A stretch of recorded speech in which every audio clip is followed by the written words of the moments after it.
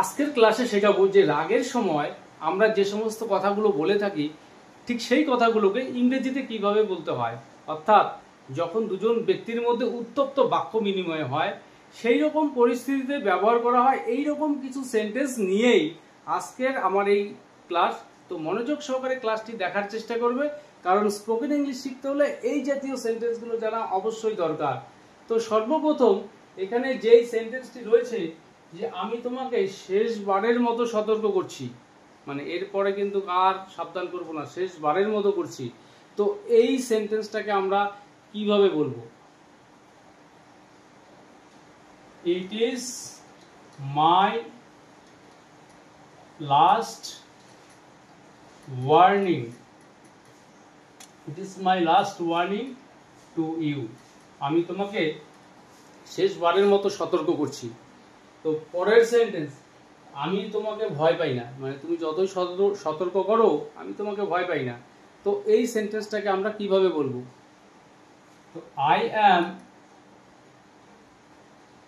Not scared, I am not scared of you, আমি তোমাকে ভয় পাই না।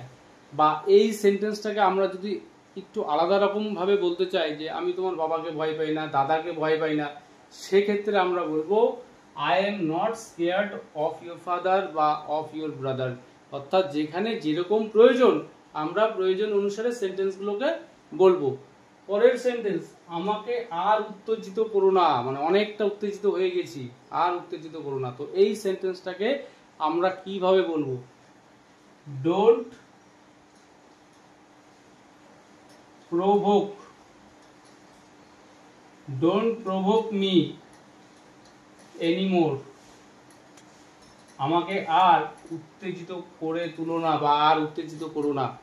পরের সেন্টেন্স, আঙ্গুল নামিয়ে কথা বলো, আঙ্গুল তুলে কথা বলবে না, নামিয়ে কথা বলো। তো এই সেন্টেন্সটাকে আমরা কিভাবে বলবো? Keep your fingers down, keep your fingers down, আঙ্গুল নামিয়ে কথা বলো। পরের সেন্টেন্স, মুখ সামলে কথা বলো। তো এই সেন্টেন্সটাকে আমরা কিভাবে বলবো? Hold your tongue, hold your tongue, অর্থাৎ মুখ সামলে কথা বলো। পরের সেন্টেন্স, বেশি বার বেরো না, অনেক বেড়ে গিয়েছো, বেশি বার বেরো না। তো এই সেন্টেন্সটাকে আমরা বলবো ডোন্ট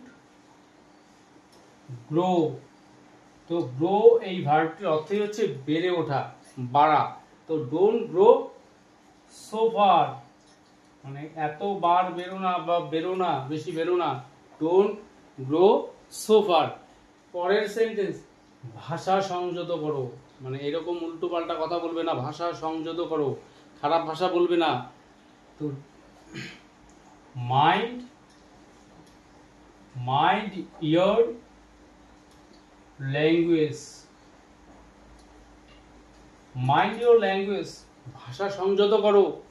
পরের সেন্টেন্স, চোখ নামিয়ে কথা বলো, চোখ তুলবে না, চোখ নামিয়ে কথা বলো। তো keep, imperative sentence, keep your eyes down, keep your eyes down, চোখ নামিয়ে কথা বলো। পরের সেন্টেন্স, আমার দিকে চোখ পাকিও না, মানে আমরা যখন কেউ কারোর উপরে রাগ দেখায় তো ওই চোখ পাকানো হয়, তো ওই চোখ পাকাবে না। তো এই সেন্টেন্সটাকে আমরা কিভাবে বলবো? Don't show your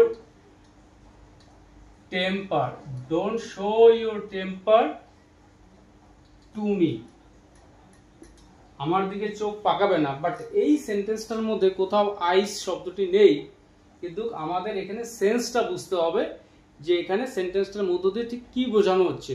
don't show your temper two me, মানে তোমার মেজাজ দেখাবে না, চোখ পাকাবে না আমার দিকে। বা এখানে আমরা এভাবেও সেন্টেন্সটাকে বলতে পারি, don't roll your eyes to me, মানে তোমার চোখ পাকাবে না। পরের সেন্টেন্স, তুমি সীমা ছাড়িয়ে যাচ্ছ। তো এই সেন্টেন্সটাকে আমরা কিভাবে বলবো? প্রেজেন্ট কন্টিনিউয়াস টেন্সে রয়েছে সেন্টেন্সটি, you are crossing the limit.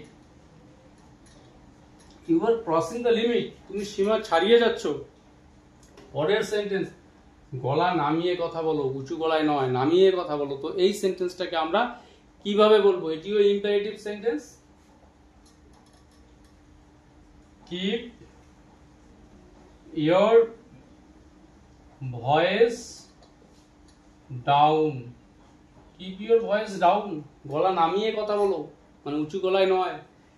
তোমাকে বা তোকে একটা শিক্ষা দেওয়া উচিত, না হলে তুই ঠিক হবি না, তোকে একটা শিক্ষা দেওয়া উচিত।